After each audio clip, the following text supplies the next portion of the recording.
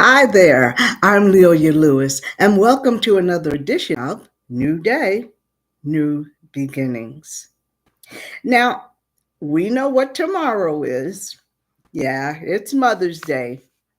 And I just want to take the time now to wish all you wonderful mothers out there a very happy, wonderful Mother's Day tomorrow.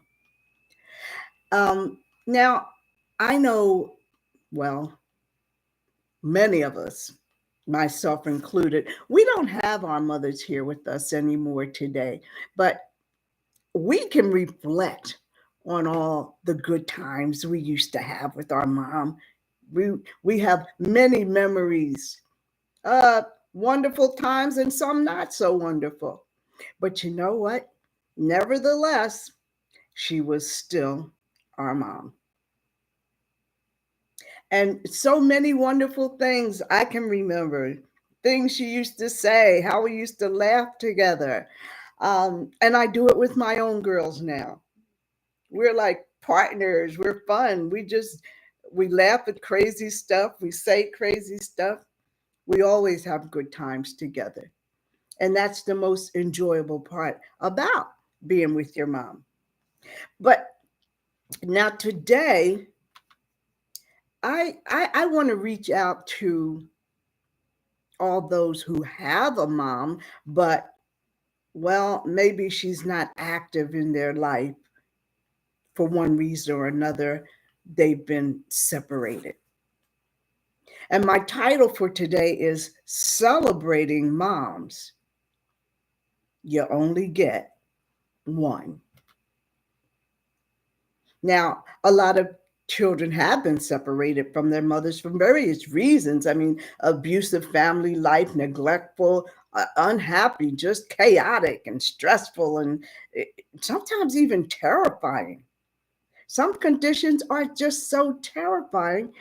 I mean, they're just different reasons for separation from your mother. And I know there are many more than what I'm saying. I'm just saying it doesn't matter because she's still your mother and you only get one. Now, I realize that today, many young people, as well as society, they blame the parent for the child's bad behavior. And many times it's true. But so many children come from broken homes, listening to parents argue and fuss and fight not only verbally, but physically. They go on with the name calling and the foul language and the physical, mental, and emotional abuse. And sometimes, just sometimes, the children do become victims of that same type of abuse. I mean, if they're in an environment, they grow up in an environment of nothing but fussing and arguing and fighting all the time. They think that's the way everybody lives. They don't have anything to compare it to. You might be one of those children I'm speaking about. Maybe your mother might have had to walk off and leave you. Maybe there's so many reasons. I'll just name a few that I thought of because the very first thing I thought of was maybe she could no longer stand the abuse she was taking, whether it was physical, mental, or emotional. Emotional and mental stress is just as bad as physical abuse. People can wear you down, telling you how you're worthless and you're not this and you're not that. And what good are you? When people tell you this on a continuous basis and you're doing this to a child, they begin to believe it because that's all they hear. That's all they see you all saying to each other. Maybe she walked off because she couldn't take care of you on her own. She knew I can't take you because I can't take care of you, and she's being stressed out. Maybe she was heartbroken herself because she had to leave you. And maybe that made her turn to drugs or alcohol just to ease her own pain, and therefore she lost sight of reality. Maybe she tried to take care of you by herself, but she realized she just couldn't handle it. And then sometimes they take it out on you because even though they try to keep you and take care of you, they're angry with themselves because they're not being successful. They can't afford it. And then they get mad with you as a child. And that's where the abuse comes in. But a lot of times, a lot of children end up in foster care. And that could be for any of those reasons we just gave or other reasons. But no matter what happens, the child always suffers. And they're punished for their mother's shortcoming. She blames the child for making her life harder.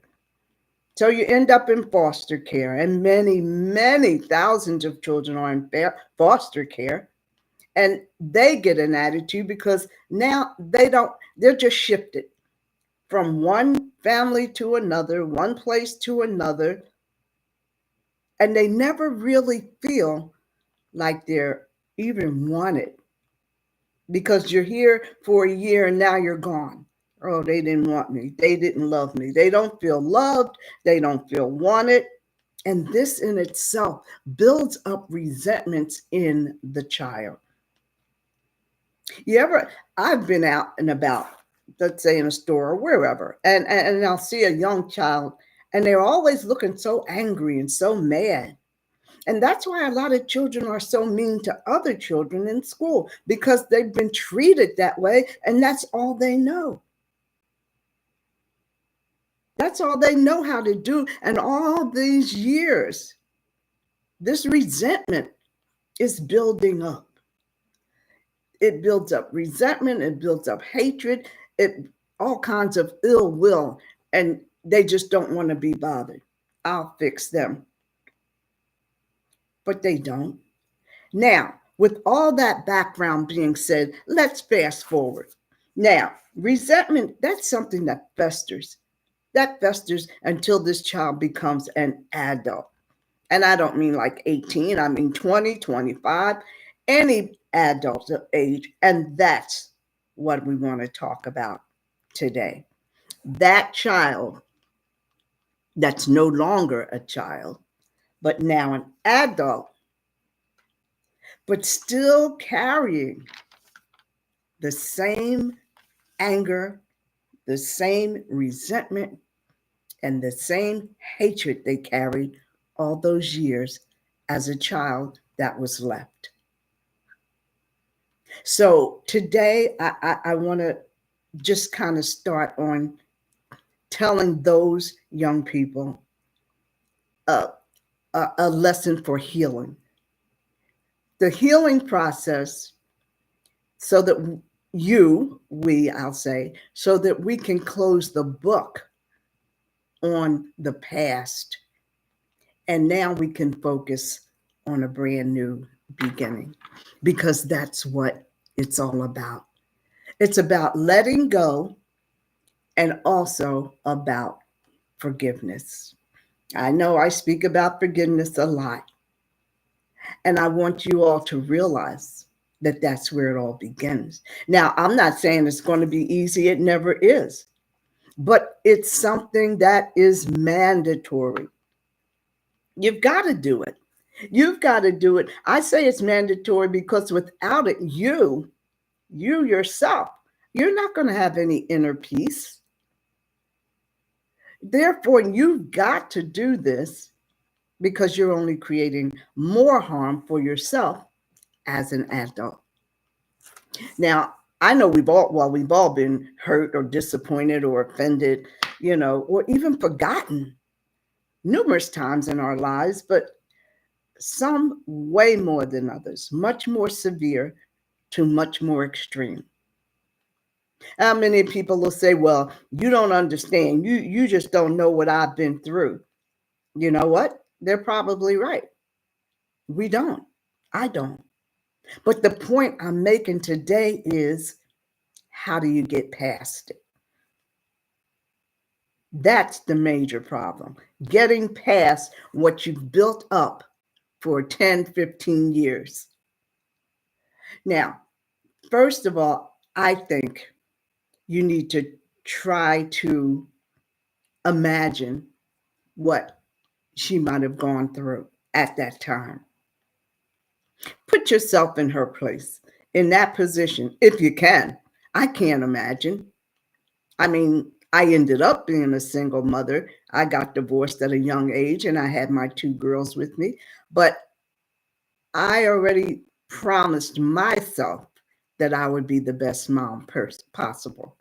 So I worked long hours and I did all that I had to do. But the point I'm making now is, you've got to get past what you feel so that you can move on like I did. Now, like I said, we've all been hurt before, but now we've got to see how we can get you past yours. So if you try to put yourself in that person's position and imagine what would I do at that time if I had to leave my kids? Wow, I can't imagine. They're right. I have no idea. I couldn't imagine not having my children with me. And that's what I said when I said sometimes they turn to drinking or drugs just to ease the pain that they're feeling inside. Now, the other thing we're going to talk about is, and this, I talk about this a lot, the point about forgiveness. We don't have a choice. Well, you do have a choice because it is a choice, because you do have to want to forgive. And for what is forgiveness? It's simply giving up all the hatred, giving up all the resentment, giving up the grudges and all the ill will that you have for your mother. I'm not saying you have to, forgive somebody. That's a sign of weakness. It's not. It's not a sign that's saying it's okay, and it's not even trying to act like, and which some people do, like it never happened. Some people try to put it out of their mind, but they're tormenting themselves because they act to you like, oh, I don't care, it's okay, but they're tearing themselves up inside. Forgiveness is for your benefit. It helps you. It helps you to come out of the past events so that you can move on. But first, you've got to recognize what it is. Now, when I say that, I mean, so we know you're angry. We understand that. But you've got to see how can you get your emotions straight? And that's what it is. It's your emotions, because anger is an emotion, hatred is an emotion. Did you cry? If it's a guy, you go, well, guys don't cry. Yes, they do. Everybody cries. Crying is a human reaction. Crying is an emotion, laughing is an emotion, anger, all these are emotions. You can't say anybody's exempt from any emotion. It's not that, it's how you handle yourself in that position. It could be grief, it could be anger, it could be hurt, whatever. So you've lost your mother. Let it out. Don't act like you can get over it, because you're not. If you're still thinking about it as an adult, obviously you're not over it. The anger, you do what you have to do. Scream. You ever see on TV, sometimes on movies, where you see the person because they're so angry or agitated, and that's all they can do to release it. So that's the first thing. You've got to admit and face what's bothering you, regardless of what it is, and get rid of it. You've got to get it out. A lot of times you try to just you keep asking yourself, why? Why did she leave me? Why did she do that? Why didn't she take me? This is what I once you try to put yourself in their place and think about what kind of an answer you might get. Now it's up to you to actually, well, make contact and see if you can fix this thing. Just screaming or hollering, whatever it does, that gets it out of your system. But now you've got to get it off of your mind. And I want to read to you Luke, the book of Luke, chapter 6, verse 37. What does it say? It says, "Judge not, and you shall not be judged. Condemn not, and you shall not be condemned. And you shall forgive, as you forgive, you shall be forgiven." Now, first of all, you're judging. And what does it mean to judge? That simply means to decide.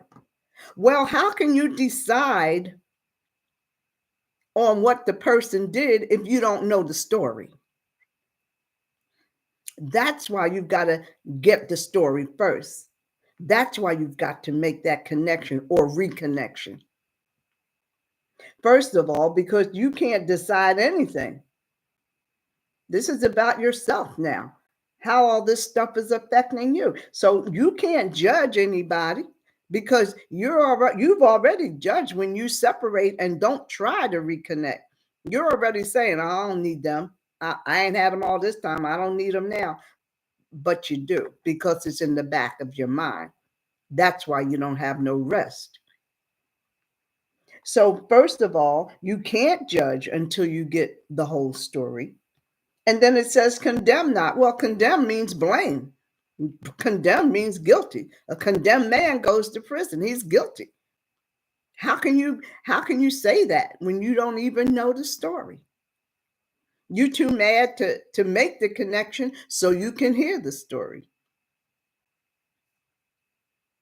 And a lot of times, well, personally, when I have situations, I just go to the back of the Bible and I look it up. If it's anger, is it frustration, whatever it is, look it up in the back and it'll just tell you verses in the Bible that refer to this. And this refers to the people I'm talking to because they've already judged and condemned. So how can you ask for don't be judged the same way? If that's how you judge, you're going to get judged the same way you're judging now. And forgiveness. How can you ask for forgiveness if you're not willing to give forgiveness? Okay? Now, Matthew 6, verse 12 and 13. And I'll tell you, if you don't have your Bible, that is part of the Lord's Prayer. And that's the part that says, forgive us our debts, our transgressions, our wrongdoings, as we forgive. Well, there you go again. You're already asking for forgiveness, but you're not willing to give it. You've got to be willing to give it in order to get it. God will forgive you for everything. He's the only one that can. That's why you have to always have your prayer life going on. Not just sometimes, all the time. So let's go to Luke.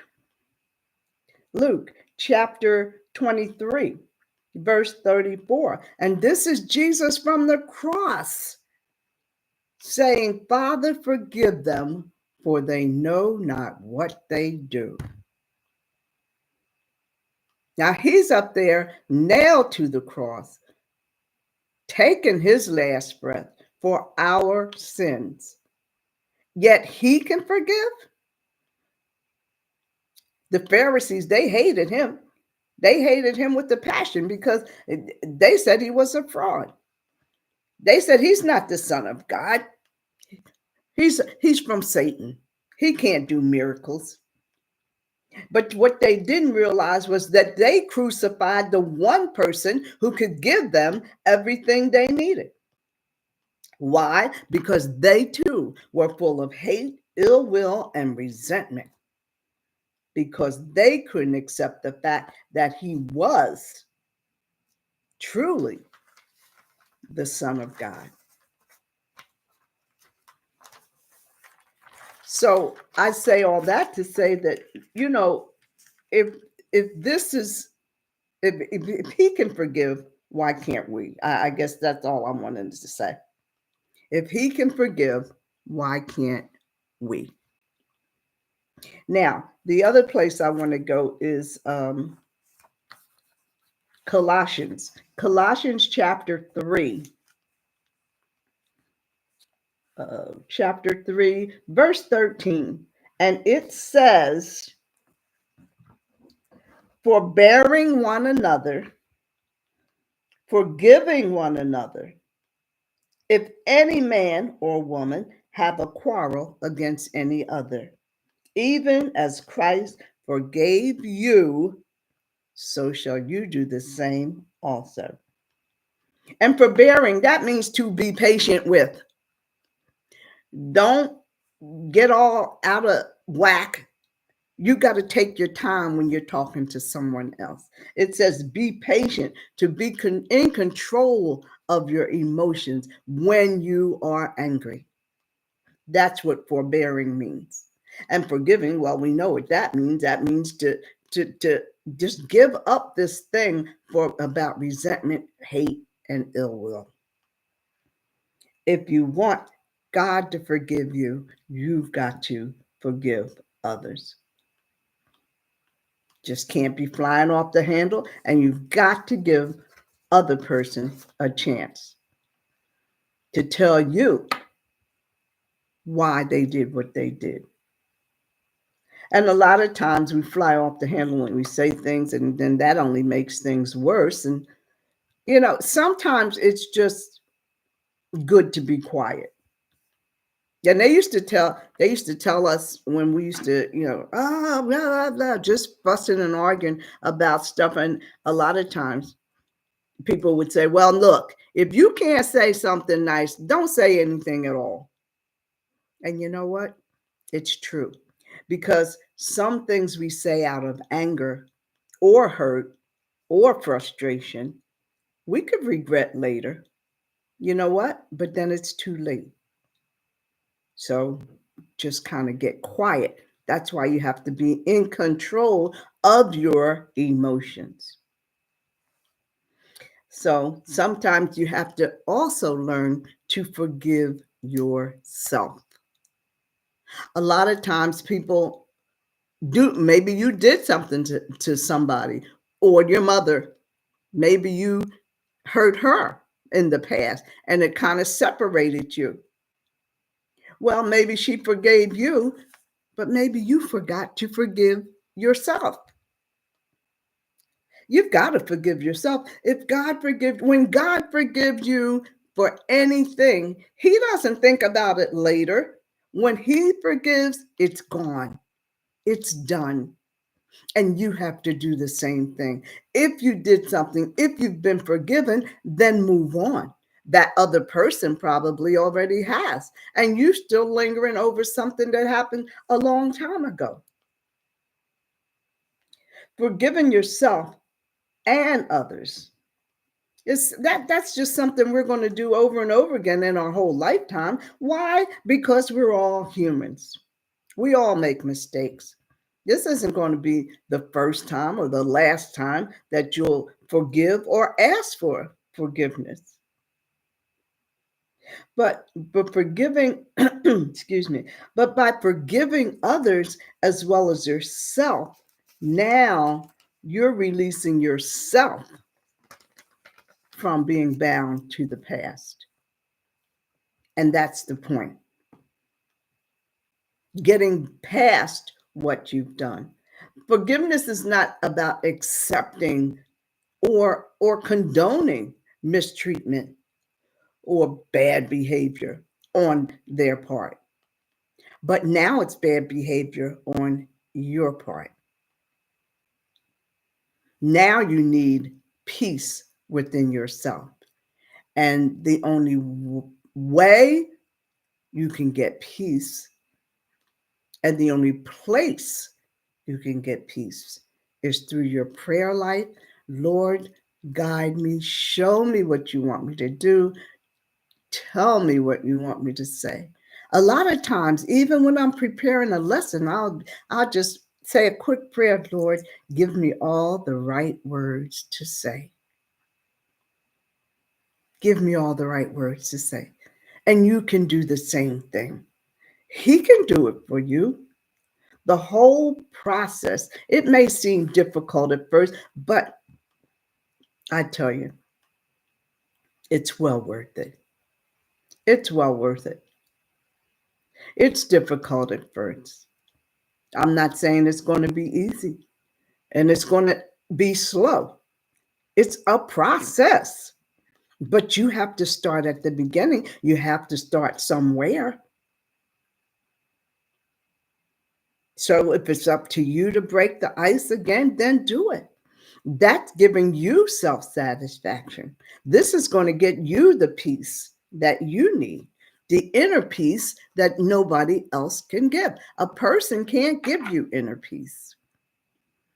Only God can give us inner peace. And it makes a big difference. There is no other way. Got to do it. Now, I want to share a poem that I wrote a couple years ago, and it's entitled Follow the Father. I climbed the ladder to heaven, and God let me look around.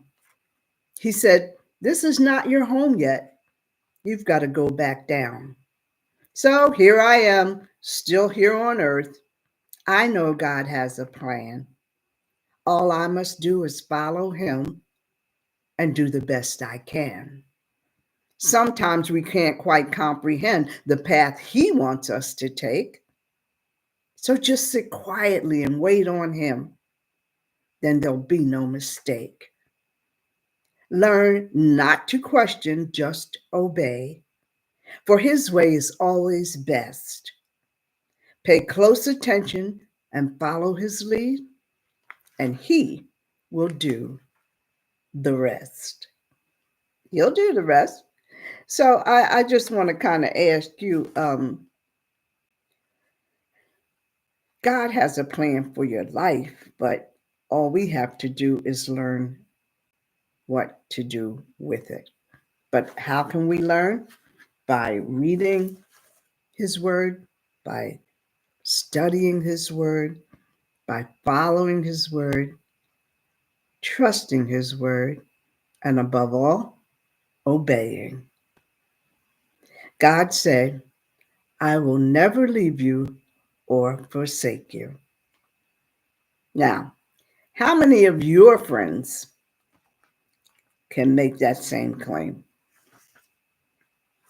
I know, nobody.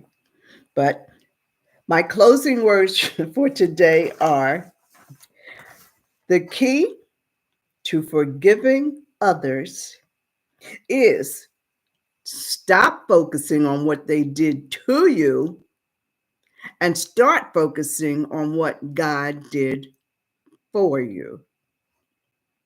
And until next week, I'm Lelia Lewis. Thanks for joining me, and have an outstanding Mother's Day.